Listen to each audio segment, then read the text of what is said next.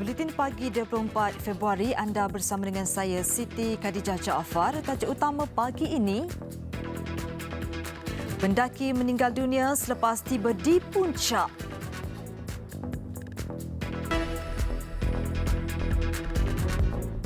Assalamualaikum dan selamat sejahtera.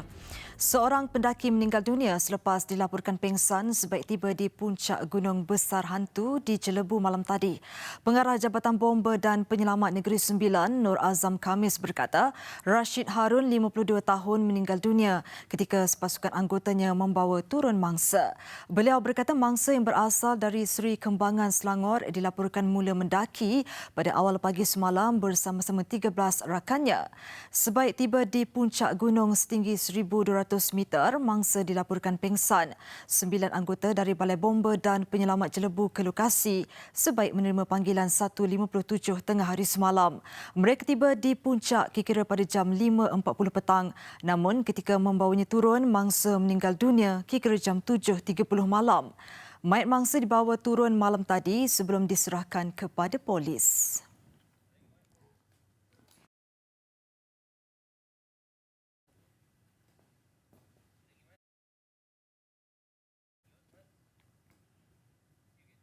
Polis Sarawak menahan seorang lelaki bagi membantu siasatan kes penipuan yang menyebabkan 47 rakyat Malaysia ditahan di Kemboja baru-baru ini.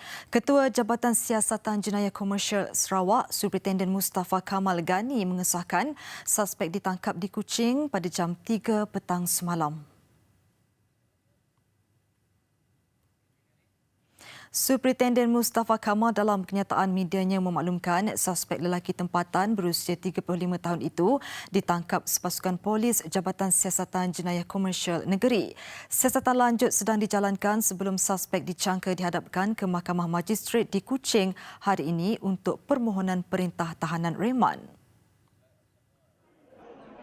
Sehingga kini 23 orang iaitu 18 lelaki dan 5 wanita telah tampil membuat laporan polis berhubung kes berkenaan. Polis Sarawak semalam memaklumkan sindiket yang terbabit dalam kes itu telah dikenal pasti. Sindiket itu bertindak sebagai ejen yang menawarkan pekerjaan kepada mangsa. Kegiatan itu beroperasi secara haram serta tidak berdaftar dengan ejen pekerjaan di luar negara. Sebelum ini 47 rakyat Malaysia berusia 19 hingga 44 tahun ditahan di penjara wilayah Benti Menchi, Kemboja selepas diperdaya sindiket yang menawarkan pekerjaan di negara itu. Semua mangsa diselamatkan dengan kerjasama Kerajaan Negeri dan Wisma Putra dan selamat tiba di tanah air pada 17 Februari lalu.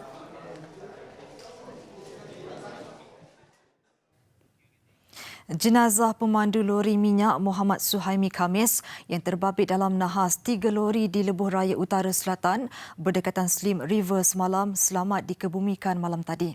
Allahyarham dikebumikan di Tanah Perkuburan Islam USJ 22 Subang Jaya kira-kira jam 8.30 malam.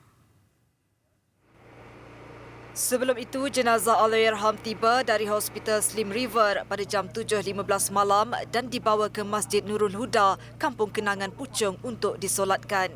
Jenazah dibawa ke Tanah Perkuburan diiringi lebih 100 ahli keluarga dan kenalan. Allahyarham Muhammad Suhaimi meninggalkan balu Khatijah Abdul Karim, 36 tahun yang hamil 7 bulan serta 3 anaknya iaitu pasangan kembar Muhammad Amar serta Muhammad Amir 9 tahun dan Nur Afiqah 8 tahun. Sementara itu adik mangsa mengulangi permintaan keluarga agar orang ramai simpati dan memahami perasaan mereka supaya tidak menularkan rakaman video yang memaparkan kejadian mengerikan itu. Nak minta je sebaik seluruh rakyat Malaysia lah. Minta tolong jangan sebarkan video dan gambar yang telah tular pada siang tadi hari inilah. Yang mana beliau adalah abang kepada saya dan saya minta sangat-sangatlah jasa baik seluruh rakyat Malaysia, minta tolong jangan viralkan. Dalam kejadian di kilometer 372 Lebuh Raya Utara Selatan arah utara dekat Slim River, lori tangki yang dipandu Allahyarham dipercayai merempuh 2 lori yang membawa muatan cerucuk besi yang berhenti di lorong kecemasan. Nahas menyebabkan 2 lori rentung terbakar di lokasi kejadian.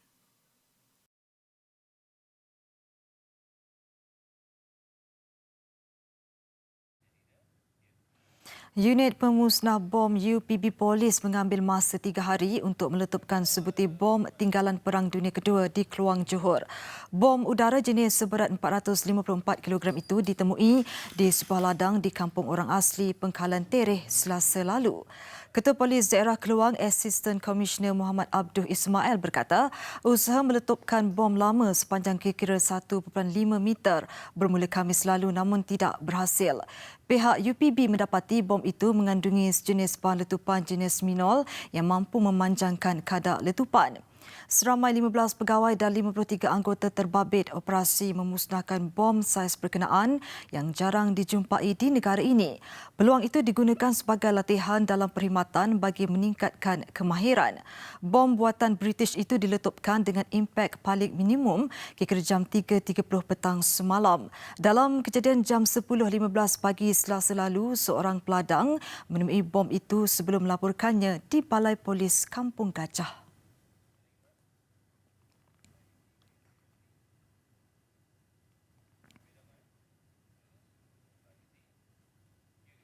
Kementerian Kesihatan tidak akan meneruskan cadangan mewujudkan amanah pelaburan hartanah REIT bagi mendapatkan dana tambahan untuk kementerian itu. Menterinya Datuk Seri Dr. Zulkifli Ahmad berkata, keputusan itu diambil setelah melakukan beberapa kajian. Perkara itu juga selepas pembentangan kepada Perdana Menteri Tun Dr. Mahathir Mohamad dan Kabinet serta perbincangan bersama dengan Kementerian Kewangan. Katanya pihaknya kemudian diminta oleh Perdana Menteri supaya mengkaji semula. Hasil kajian itu, KKM mendapati dari sudut kos pinjaman itu ada instrumen lain yang lebih baik untuk diguna pakai. Sebelum ini, cadangan kementerian itu untuk mengapungkan aset bangunan hospital kerajaan melalui kaedah REIT dikritik banyak pihak. Ia sepatutnya bagi memperoleh dana tambahan sebanyak 3 bilion ringgit untuk tahun 2019 sebelum cadangan itu tidak diteruskan.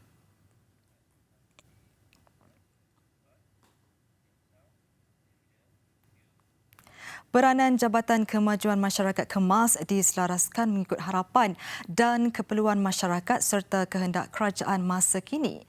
Menurut Perdana Menteri Tun Dr. Mahathir Mohamad yang berkata setiap anggota Kemas perlu menghayati falsafah, dasar dan aspirasi kerajaan kepada masyarakat luar bandar. Harapan Tun Dr. Mahathir itu kepada lebih 4,000 warga Kemas dibacakan Menteri Pembangunan Luar Bandar Datuk Seri Rina Muhammad Harun. Tingkatkan prestasi kerja, sentiasa lakukan perubahan, fleksibel dalam setiap tindakan serta memberi fokus sepenuhnya terhadap penyampaian perkhidmatan yang terbaik kepada rakyat selaras dengan aspirasi Kemas sebagai penggerak kesejahteraan masyarakat luar bandar. Peranan warga Kemas bukan sahaja perlu aktif mengenal pasti pelbagai isu masyarakat untuk dipanjangkan kepada pihak berwajib. Malah mereka juga adalah orang yang tepat dalam menyebarluas maklumat berkaitan dasar kerajaan. Kemas memiliki seramai 17,905 kaki tangan dengan 851 daripada mereka adalah kaki tangan tetap manakala bakinya petugas kontrak dan berstatus sementara kontrak tetap. Tun Dr. Mahathir mahu Kemas memperkukuhkan program kemahiran dan pendidikan literasi komputer. Ini termasuk meningkatkan penyertaan tenaga kerja wanita serta menyumbang kepada penyediaan peluang kerja berkemahiran tinggi. Program kemahiran ini dilaksanakan melalui 3,532 kelas kemahiran pelbagai bidang membabitkan lebih 52,000 peserta.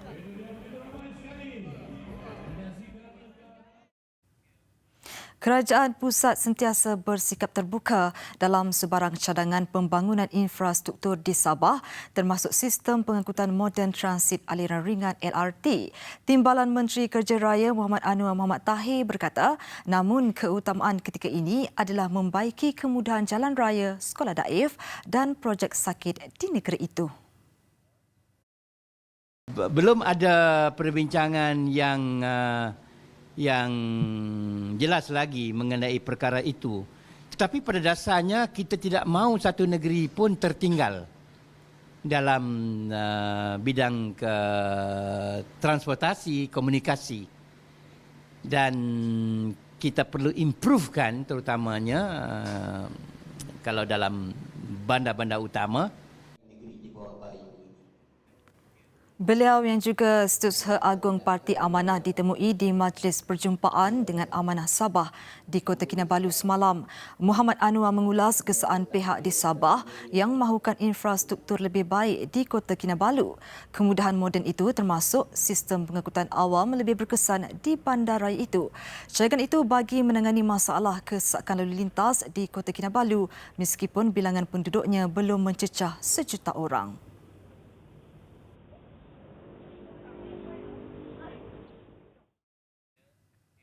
Dalam pada itu, Malaysia mengulangi bahawa Sabah adalah sebahagian daripada Malaysia dan sebarang tuntutan terhadap negeri itu adalah tidak berasas.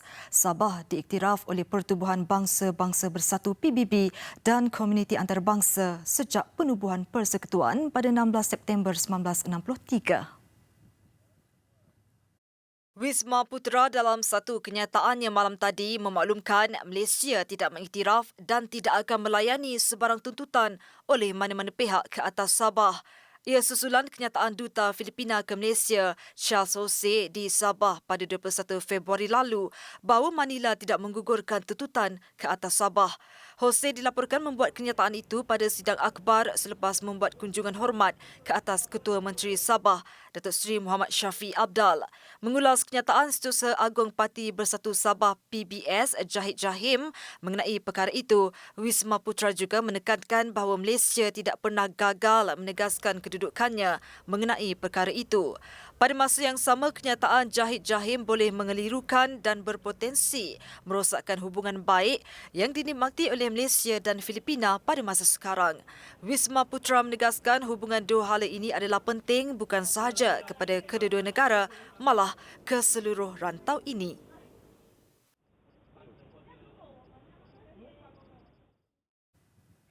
Penuntut Institut Pendidikan Guru IPG yang sedang mengikuti program ijazah sarjana muda perguruan akan menerima bayaran allowance sara hidup RM430 sebulan seperti biasa. Kementerian Pendidikan dalam kenyataan berkata mereka juga akan menerima belanja tambang pergi balik pada kadar maksimum RM500 untuk sekali setahun seperti biasa. Allowance berkenaan sedang dimasukkan ke dalam akaun penuntut dan mereka akan menerima selewat-lewatnya sebelum akhir bulan ini. Katanya kementerian sentiasa prihatin terhadap kebajikan penuntut dalam melahirkan bakal guru berkualiti dan berdaya saing. Sebelum ini wujud dakwaan bahawa allowance berkenaan akan dihentikan.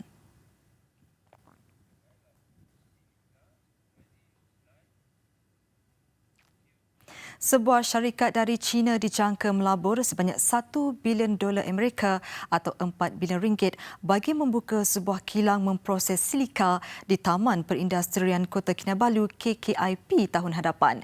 Timbalan Ketua Menteri Sabah Datuk Seri Wilfred Madius Tangau berkata, kilang yang akan dibina di tapak seluas 92 hektar itu dijangka membuka 2,800 peluang pekerjaan. Dan ada lagi beberapa perkara yang kita sedang bincang, terutama sekali dari segi harga gas daripada Petronas. Itu antara faktor yang sangat penting. Perkara-perkara yang lain sudah lebih kurang kita sudah bincang, harga tanah dan juga harga pasir dan sebagainya. Cara-cara bagaimana pelaburan itu dibuat, kita sedang berbincang.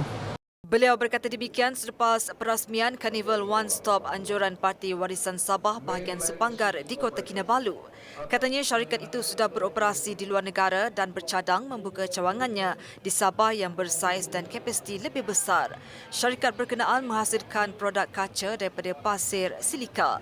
Menurut Datuk Seri Madius, pembinaan kilang silika itu dijangka memberi kesan limpahan ekonomi setempat. Ini termasuk lonjakan pengangkutan kontena di Pelabuhan Utama Sabah kepada 600 kontena sehari. Katanya potensi itu menjadikan Sabah lebih kompetitif bagi menarik pelaburan asing. Salam Taiwan menjadi satu ungkapan dan azam negara itu untuk menerima lebih ramai pelancong dalam kalangan umat Islam dari seluruh dunia. Taiwan kini gigih menjadi mesra pelancong Islam dengan menawarkan keindahan alam, budaya dan tradisi unik masyarakatnya. Ikuti laporan Jonathan Sharin yang menyambut salam dari negara itu. Mesra, bersih dan halal itu sebahagian pengalaman ketika saya berkunjung ke Taiwan. Tidak hairan ia diberi julukan The Heart of Asia kerana saya telah disambut dengan senyuman dan kemesraan rakyatnya. Taiwan nyata amat mesra pelancong Muslim termasuk bagi mereka yang kali pertama menjejakkan kaki ke negara itu. Pada 2017, seramai 528,000 rakyat Malaysia berkunjung ke Taiwan dengan lebih 10% adalah pelancong Islam. Actually, Malaysia is the number one market for the tourists for the Southeast Asia. But however, we estimate only 10 or 20% percentage is Muslim friend. So we would like to attract more Muslim friends come to Taiwan, actually from Malaysia. Kunjungan tambah istimewa jika ke Taipei Grand Mosque menyaksikan bukti perkembangan syiar Islam dalam kalangan 300,000 umat Islam di negara itu. Bagi memudahkan umat Islam, lebih banyak kemudahan surau telah disediakan di lokasi tumpuan. Tidak lengkap ke Taiwan jika tidak berkunjung ke mercu tanda kebanggaannya, menara ke-6 tertinggi di dunia, Taipei 101, setinggi 508 meter. Di dalam menara Taipei 101 ini dikatakan yang terpantas di dunia, daripada tingkat 55 ke 89 hanya memakan masa 37 saat. Mari kita buktikan benar atau tidak. Anda boleh lihat di sini.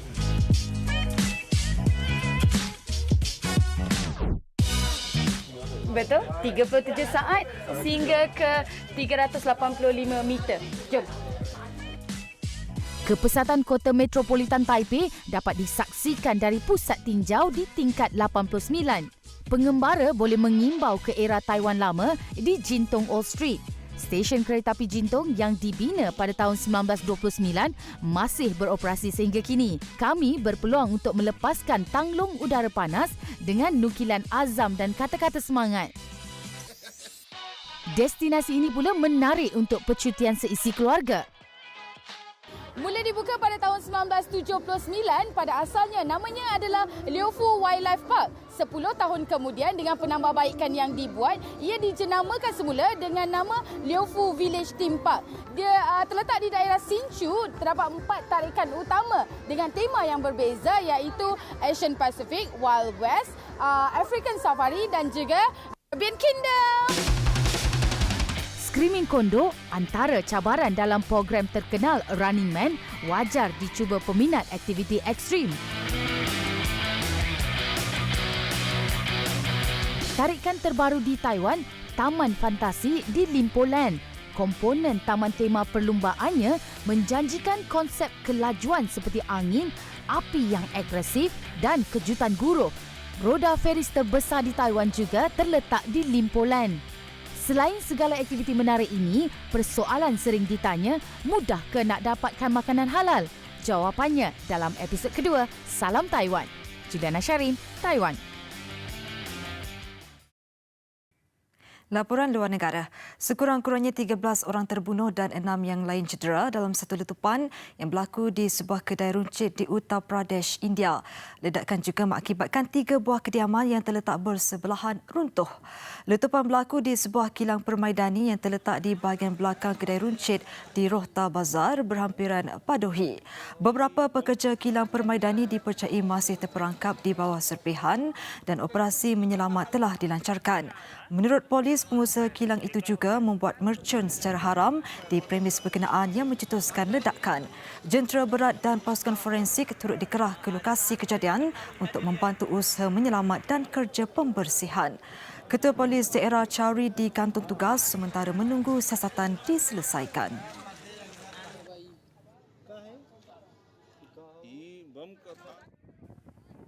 Masih di India, satu kebakaran yang tercetus di sebuah pambiran udara di Bengaluru, Karnataka mengakibatkan 300 buah kereta musnah. Rumput kering dan angin kencang dipercayai menjadi penyebab api merebak dengan pantas. 5 jentera bomba dikejarkan ke lokasi kejadian. Tiada kemalangan jiwa atau kecederaan dilaporkan.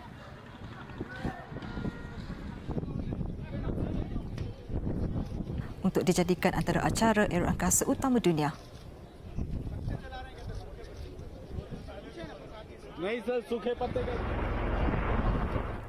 Dua adik-beradik perempuan Arab Saudi yang berada di Hong Kong selama lebih 6 bulan berdepan risiko dihantar pulang ke negara asal mereka.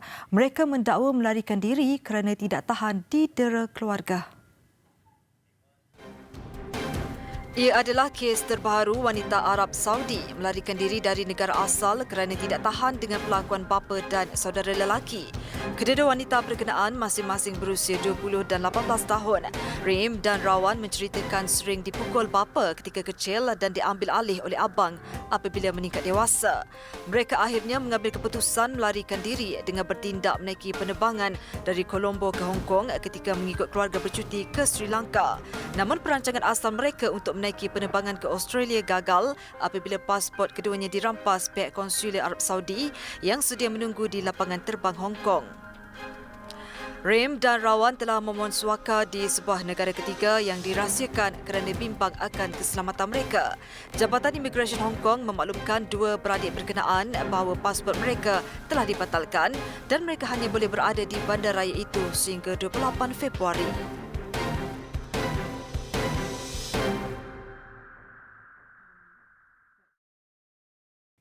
Sukan.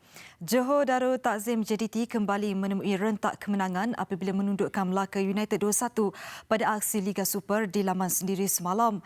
Sekaligus melonjak skuad bimbingan Luciano Figueroa itu ke tangga kedua Liga berkongsi 10 mata bersama pendahulu Kedah. Turut berlangsung semalam dua perlawanan menyaksikan PKNS FC mencatat kemenangan 1-0 ke atas PKNP FC. Sementara Perak mengikat kedudukan 1-1 menentang Felda United.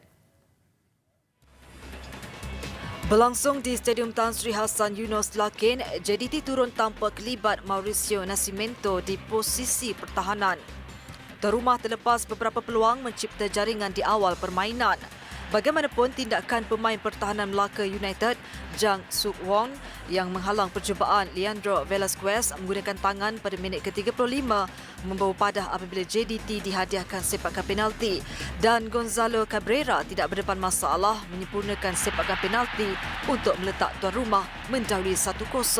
Ketika berbaki 4 minit sebelum rehat, Safawi Rashid sempat menjadikan gol kedua hasil tindakan beraninya menyusup masuk ke dalam kotak penalti.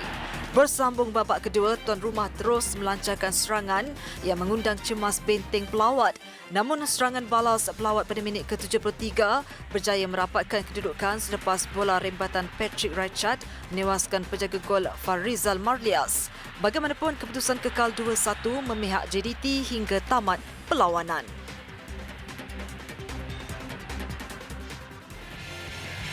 Dalam pada itu di Stadium Shah Alam, PKNS FC meneruskan rentak konsisten apabila menambah lagi 3 mata, kali ini menundukkan PKNP FC 1-0. Minggu lalu, skuad kendalian Datuk K. Rajagopal ini mengejutkan peminat apabila membelasah Selangor 4-0.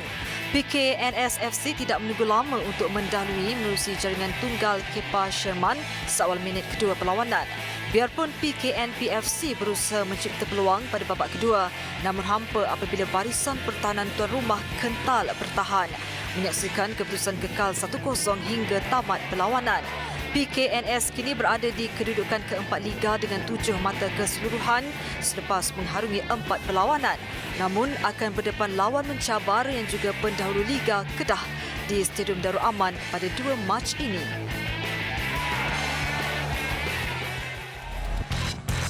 Dalam pada itu di Stadium Perak Ipoh, pasukan Perak gagal memanfaatkan peluang beraksi di laman sendiri selepas diikat Felda United 1-1 sekaligus terpaksa akur berkongsi mata.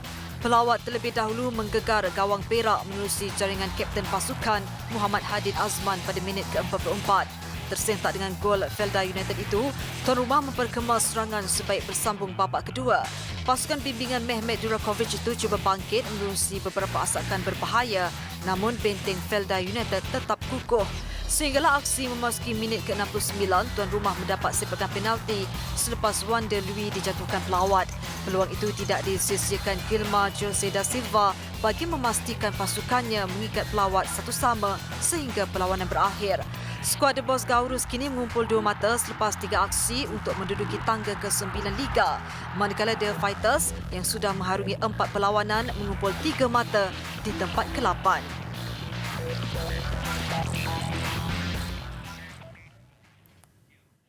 Terus ikuti Buletin TV3 di platform digital dan media sosial kami. Saya Siti Khadijah Jaafar teruskan bersama dengan TV3. Salam hormat dan Assalamualaikum.